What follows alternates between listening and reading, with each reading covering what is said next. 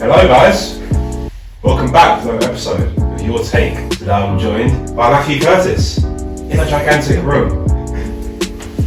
Whoa, it's great, isn't it? Okay, well today we're going to talk about another topic, two topics actually, ambition and mental health. So we're going to jump right straight into it. Matthew, Yeah. how have goals been for you? How have you dealt with the expectations of your goals in future life? And is it something that you think about a lot? Is it something that you've dealt with in the past?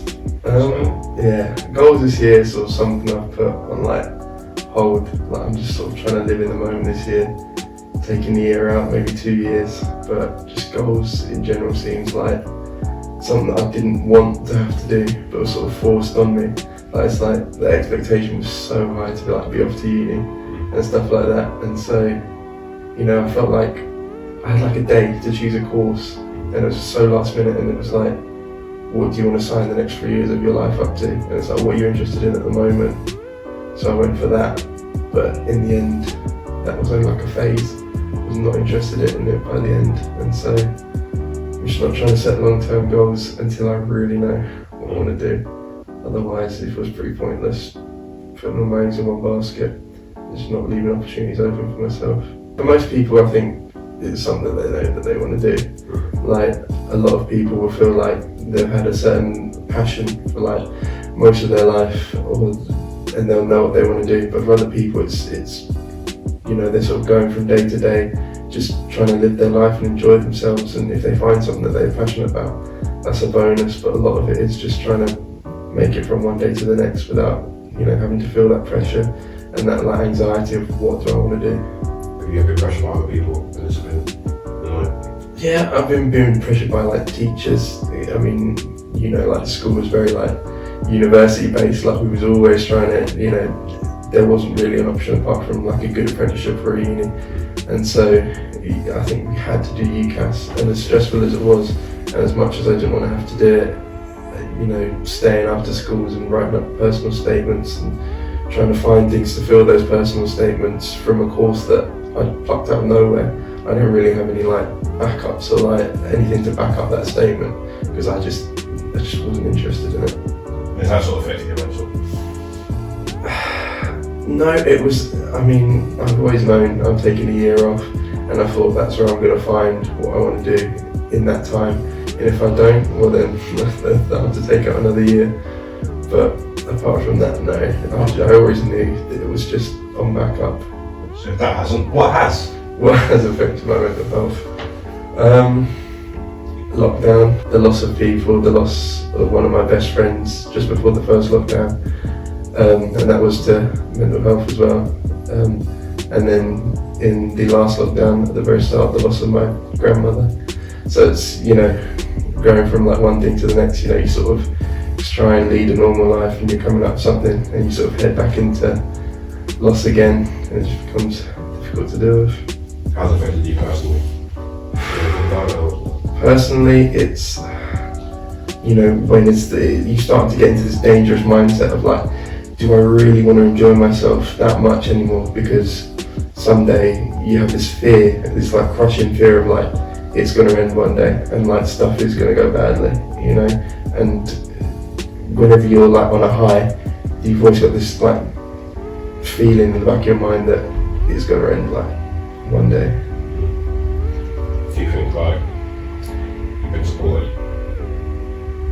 Yeah. Or do you feel like you need that support? I feel like I needed more support, and I could have gotten over it quicker. You've done that quite well for yourself. Yeah, I think it will make me a stronger person in the long run, dealing with all that myself. But yeah, it takes longer, and you have to go through a lot more stress, a lot more sleepless nights.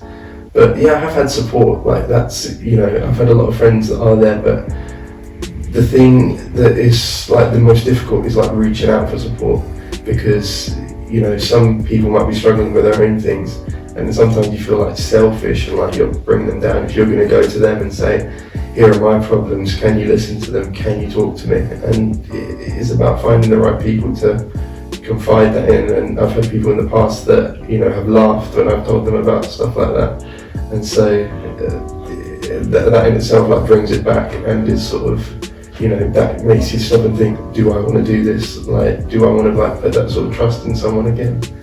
So, yeah. Do you think conversation's getting better?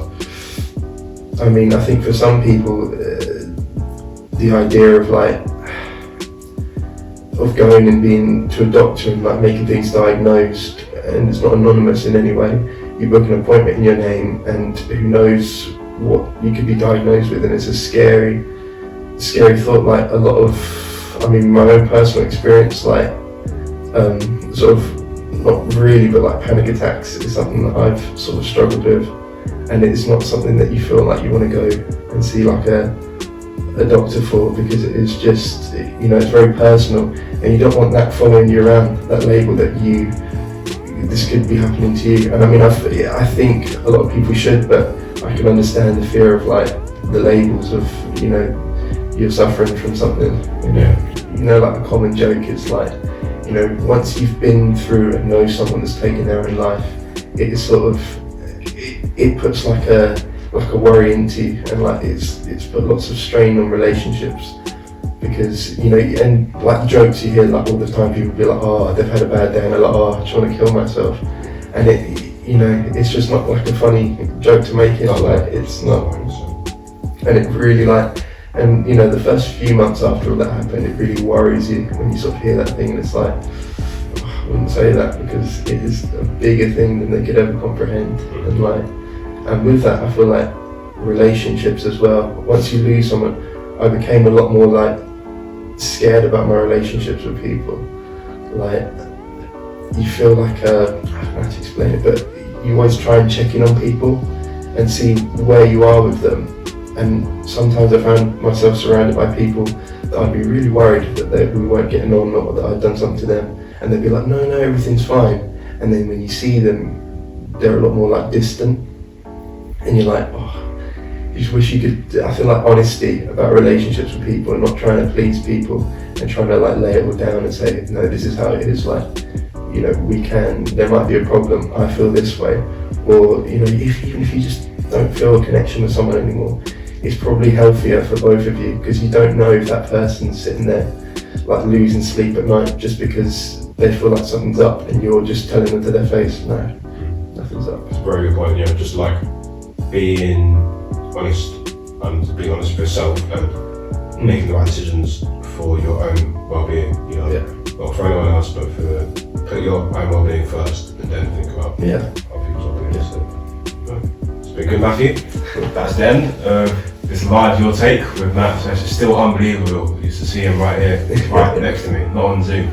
But yeah, if you want to do your own Your Take, just give us a DM. You can do it live as well, who knows. And yeah, Matt, thanks for coming on. Sure. And see you all soon.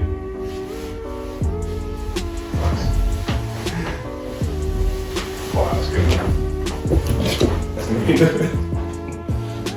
10 minutes.